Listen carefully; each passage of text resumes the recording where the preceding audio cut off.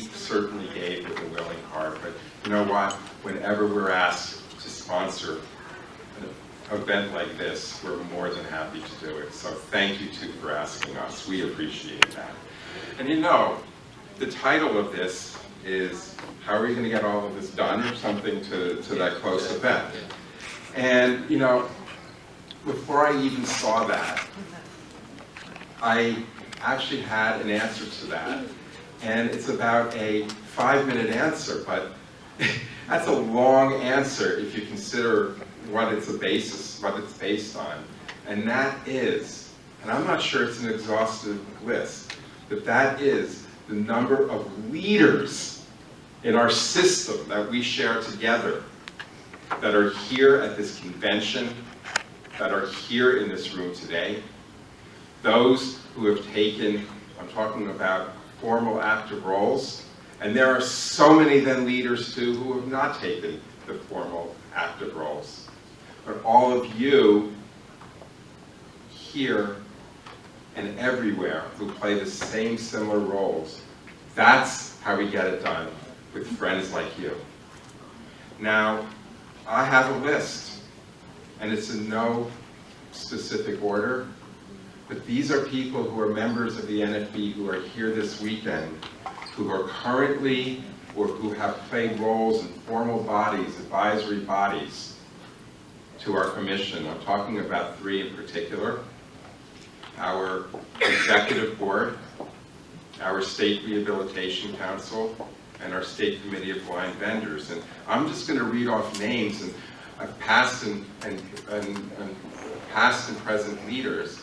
And I'm not even going to say if you're on the SRC, the executive board, the state committee. Some of you are on multiple or have been on multiple. We've got Carl and Mindy and Chancy, and David Stayer and Julie Phillipson and Mary Lou Mendez and Luis Mendez and Maria Garcia and Harold Wenning and Murray Diamond. Yeah. We have Ray Wayne and Marie Cowhoo and Terry Northup and Lucy Cox. Lucy. And so, how do we get it done? We get it done with you and everybody who is here. We're all leaders together, and that's how we get it done. And I look out and I see other leaders, and some of whom I will also address more directly in just a few moments, but to be inspired too by my new friend Kevin Worley coming in from Colorado as your outstanding representatives. And I'll text Mark Riccobono for you if you want. I'll let him know that I think you're a darn fine representative. Absolutely. Checks in the mail. As good as Mr. Riccobono was last year, and he was very good, I must say. Absolutely. And also to those who are here maybe checking it out and for the first time, the opportunities to have made new friends. Parker, it was so good to see you here with your dad David and your brother Peyton. Absolutely. And my new friend also, Vigo. I really, is that how you say it, right? The dog? Vigo, that's how I said it, absolutely. Absolutely. My new friend Vigo, absolutely. And so here we are with so many friends who have been named and not named, and I certainly would feel a little bit more empty if I also did not acknowledge a very, very good friend of all of ours, certainly you David Stayer, who we all lost in the last year. Of course, our dear friend Lori Stayer. And to you, David, I say, Zichrona Livracha, may her memory be for a blessing, and we all know that it certainly is. Now, if you don't mind, I'm going to pour myself a very, very quick cup of water. My mouth is drying up here, and I will be back in 10 seconds. 1, 2, 3. Oh no! 15. All right, I got it. I'm back. Top the water.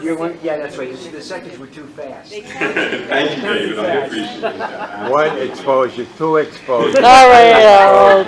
So you know something? All those names and all the support and everything else, what does it tell us? It tells us that the NFB is everywhere and we are all stronger for it. Absolutely. Yay! Now, how do we get it all done? Well, I think we also know the answer. And I'm going to give you some anecdotes and examples of things that we're doing that we either have had your help on in the past year or we need your help on going forward, things that we have your help on, and also to address the very controversial issue that I think is on the table for this morning, and to let you know the great activities that we have done in the Commission this year to support getting rid of 14C in this state and the activities that support this practice that should just go away. Yeah. Let me begin with something a little less controversial. Last year at this very convention, at that time in the city of Albany, I'm not sure it was the very first time, but it was really, really the first real memorable time that I had an opportunity to meet Commissioner Margot Downey, Commissioner of one of 13 commissioners on Niagara Frontier Transportation Authority. From here on in, I will refer to it as NFTA. And somebody who I've known for many, many years, along with Commissioner Downey, and that's your Secretary, Julie Phillipson. So we began talking about, through the new Business Enterprise Program legislation in New York State, that we needed to work to move as quickly as possible given resource issues that we were confronting. And Margot stepped forward, included, sip of water here. Those commitments included a meeting with the very CEO of NFTA. They were there with me. We had a productive meeting along with their lead counsel, their general counsel. And that occurred last March. And now, just very recently, we're able to claim that not just in one site, not just on 2 sites, but on multiple sites, we have the very, very beginnings of what we believe is a very strong partnership, not just with the NFTA, but also with their concessionaire, Delaware North. Right now, we have, and this might not sound like a lot, but let me describe and tell you why we think it is a lot. Right now, in a relative short time, we have acquired the rights, or we believe are about to acquire the rights, to a total of 8 machines that are on NFTA property in different places in Buffalo, including their headquarters. Now that was enough to add to an individual's existing commitment in the Business Enterprise Program to establish a full-fledged route. So, yeah, absolutely. And I do want to underscore and emphasize just enough. So Commissioner Downey, Secretary Phillipson, myself, we commit, I believe, we can commit together to continuing this pursuit, to continuing with the NFTA.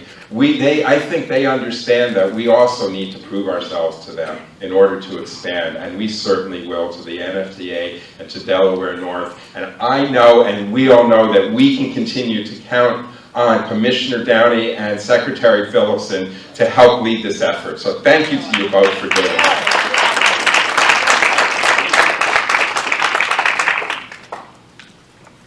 Now I'm going to let you guess what I want to talk about next. Bell. Now, let's sort of be a little informal here. Carl?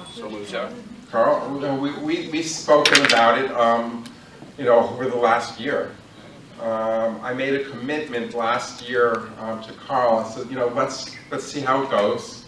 Let's wait a year, and then our commission will consider funding. Carl's response to that was something to the effect of, thank you, I appreciate that, I understand, and we're going to prove it to you. And although, just like President Jacobson said, alas, I could not attend either, and I certainly regret that. But I've heard enough, known enough to see enough that I believe that this program is definitely something that is worth funding, no question. And so, in anticipation of this, before I left to come here, I checked the books, so to speak, and I have to tell you that this is not because of what it is. This is not an investment, if we are to make it, that would be appropriate for our federal dollars, because these are serving, if I believe, from what I heard, including those who are of age in our children's program, which that does not cover. If there are any that it covers within our VR program, we can certainly take a look at that. And I think that while we would look to commit money to it, we would also, a very sound program, we would also look to obviously commit referrals to it, because if we're going to support it by helping invest in it, then we also ought to and will help with our referrals. Yeah.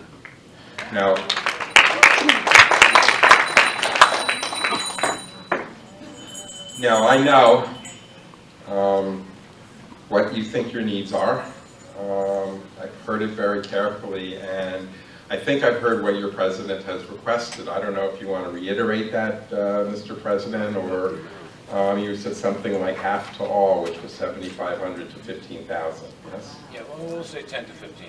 Okay. Oh, okay. You know, this is being recorded, right? So I guess I got to be careful here too, right? I hope so. 15 to 20 is what he said. That's right. Guy from where? Colorado? Yeah, right. Absolutely, I get it. Checking the ledger, checking the books, checking the reality that these are not federal dollars, but these are much, much, much more limited state dollars. We can commit with a sound program, Yep. a sound presentation, a sound proposal. I know that we can commit a minimum of $5,000 to the Bell program right. for next summer. Good.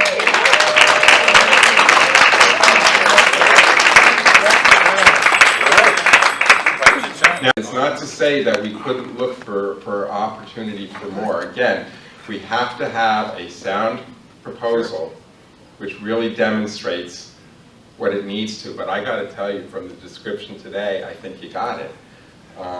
Hopefully it's something that's uniquely New York as well. I don't know if it's a CAN program, a CAN type of proposal or what, but it also sounds to me, because every state is unique, in the rural territories and the urban territories, as you mentioned, and everything else, there really is a uniqueness to it. So we would look to consider going beyond that, but we definitely have $5,000 to commit to that program.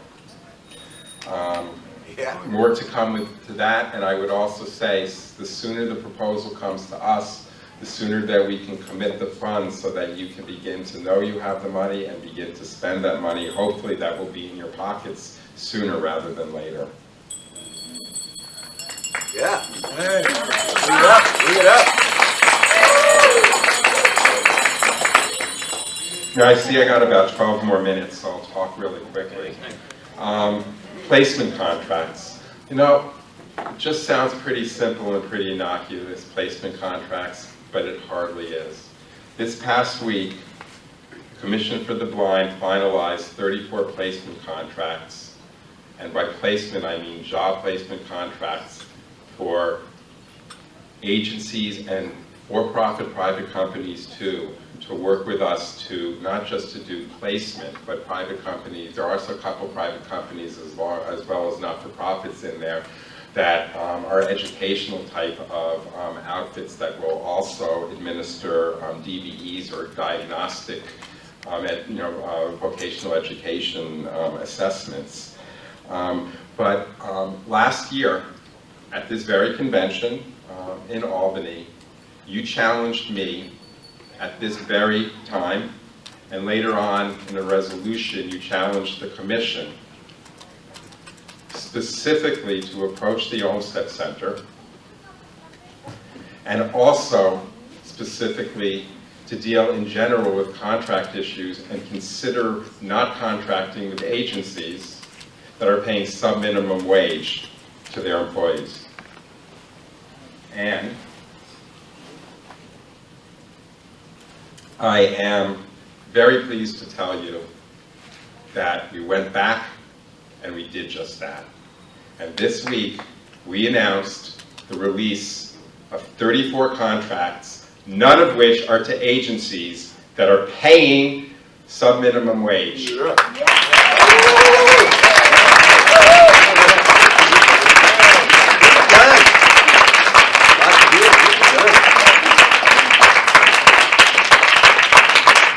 Now, admittedly, I wanted to have gone farther, but I couldn't.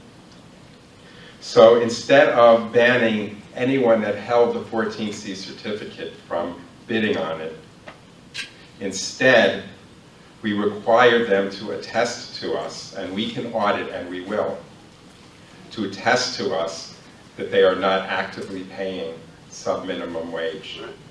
The list of those contractors is public. We will make it public, and it will be. Not only will we be vigilant, but you want to talk about how will we get it all done? We are asking our advocates, our strongest advocates, to be vigilant with us. So if you know or strongly suspect that there's any agencies on that roster that are actively using their 14C certificates, then I want to know about it, and we as the Commission for the Blind will do something about it within the power that we have as officials in New York State.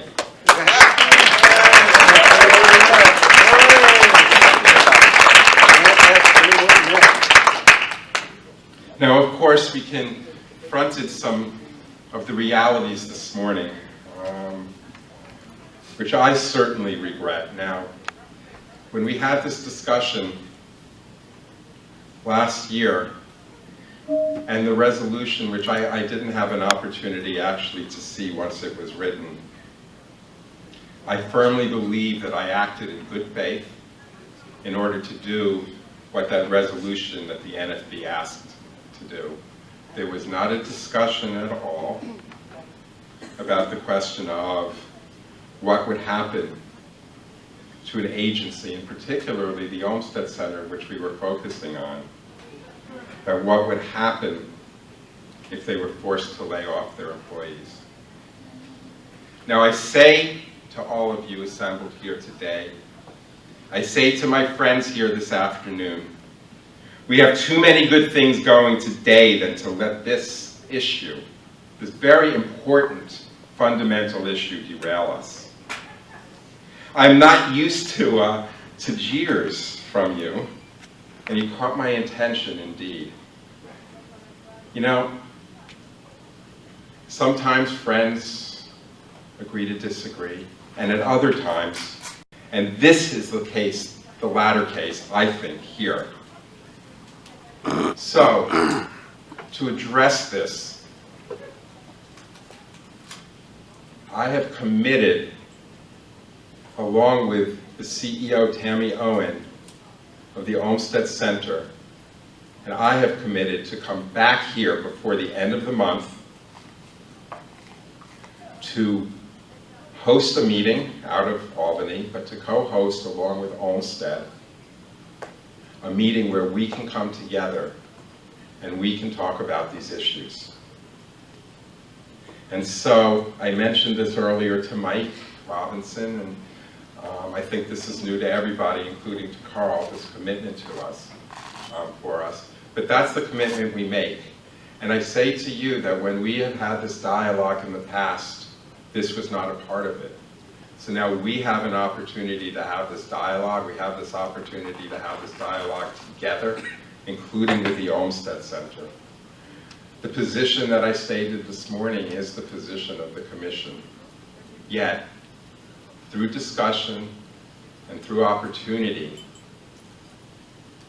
we may have the chance to really to take a look at this and come to an understanding of the best resolution possible. You know, something for me to come back in a couple weeks to deal with this, I know that it will be worth the trip, it will be worth the discussion, and it'll be worth the risk, the inevitable risk that we're all going to have to take. And on that, I hope that we all can agree. Very good. Wow. For the sake of time, I will mention very briefly a conversation or a meeting and a wonderful dialogue with the youth of this group this morning, the young ones, the college students and those who support them and others, about the new GED standard and the inaccessibility of it. And as we speak, I believe, a resolution is being drafted in order to compel the state education department, and other advocates are working on this as well, to make this very basic test, which I know from my career, and I can tell you stories, but you know what, you can tell me too, about individuals who went back to get their GED, and these are people who are some of our leaders today with bachelor's degrees and master's degrees who are doing wonderful, wonderful things. Why would the state of New York want to withhold this opportunity for others? We will not allow that to happen, and together we will work cooperatively to make sure that everybody has access to this test that gives somebody life, gives somebody opportunity, gives somebody independence, and gives somebody freedom, the full freedom that we all demand and we all expect. So we are going to tackle that, and we are going to tackle it in a way that preserves the dignity of the state of New York, but more importantly, preserves the rights and the expectations of those that we serve and work with.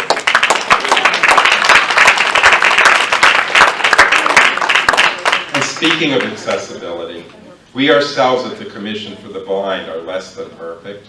We let documents go in PDF file, and some of you have seen them, and I've said to a couple of you, embarrassingly, I'm sorry, I only have this right now in PDF.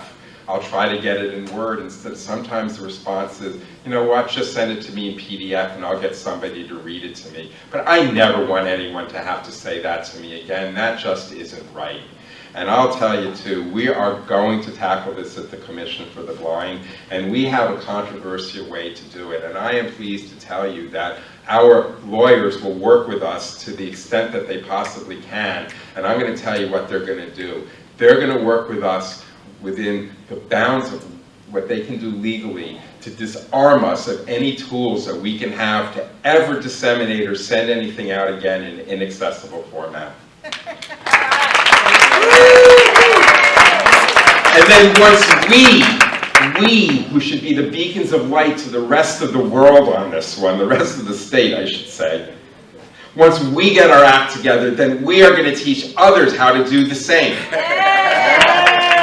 So that members of the executive board and our state rehab council, when they're going to get from the appointments office the paperwork that they need to fill it out, don't get it in PDF so they can fill it out themselves as they should. All of you. Absolutely.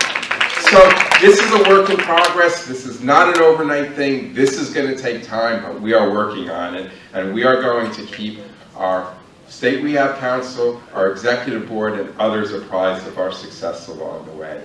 I do want to say something because it seems like I have another minute or so. I do want to clarify something in case it has not, thank you, Carl, in case it has not been clarified. But through an internet search, I want to tell you, and some of this you know, because one of these individuals is here this morning, and unfortunately I had to take someone to the train station, and I missed you honoring one of the heroes in our community, Senator Maziarz.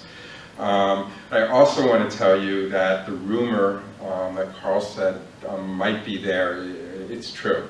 Joan Millman is retiring.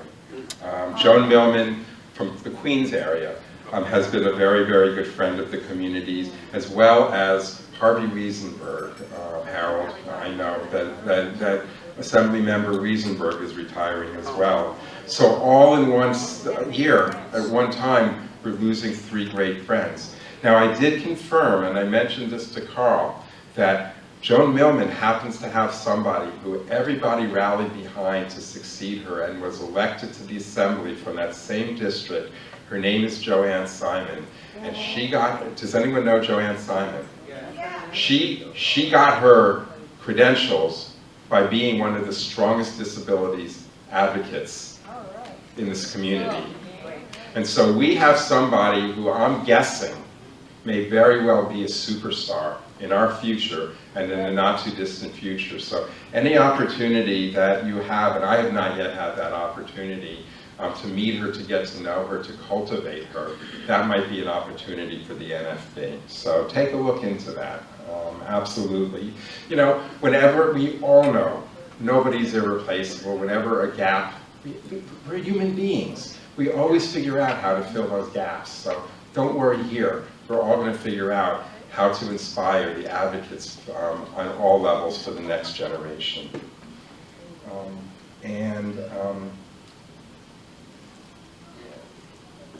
I do want to let you know that if there's anything you want to talk to me about, I will make myself available right after this. We can make an appointment. I'll be here through mid-morning tomorrow.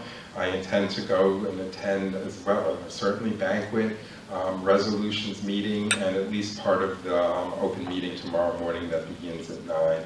I guess one of the very last things I do want to say is, you know, as I learn more and more about the NFB, I appreciate the NFB more, and I heard reference to some of the myths being dispelled, and I have to admit that there probably are some myths that I still have myself about what the NFB is all about. You know, Carl mentioned, or somebody, I think it was you, Carl, mentioned audible signals, that is a myth, that you are steadfastly opposed to that. And also, quite honestly, when I first got to know you, I was under an impression that guide dogs were something that were forbidden. Wow. Yes, absolutely. Wow. Boy, shame on me for that one. Well, no, And I've learned that too, and it was great to see Guiding Eyes here displaying, and others, and all the wonderful guide dogs that are here, absolutely. And you know what? I think you got to keep working on all of us, because I will admit that even at the commission, just like I think all of you may have misconceptions, or some of you may have misconceptions about what we are all about at the Commission for the Blind, I will say similarly, we may very well have misconceptions about who all you are and who you are as an agency, as an organization, I should say. So let's always look for the opportunity, not to dialogue at this level, but at all levels and at all opportunities that we have between our organizations. That'll only make us even stronger, and that's exactly how we're going to get things done. Thank you. Today, Mike, I think this is the first. Welcome to the National Federation of the Blind's Convention, Mike. Yeah, Mike. Oh my goodness. Sherry North, I really have something really important to say, especially about the commission and Brian Daniels. Need to get her away. Go ahead. I can't hear what you're saying, Sarah. Okay, let us tell you.